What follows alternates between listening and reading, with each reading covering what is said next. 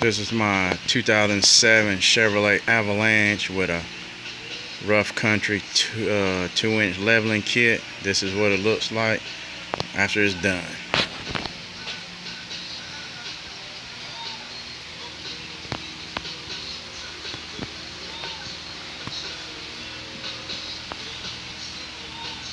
They should have came factory with a leveling kit. Makes them look a whole lot better.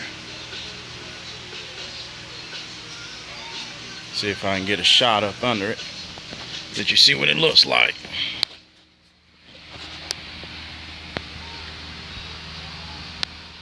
That's the spacer.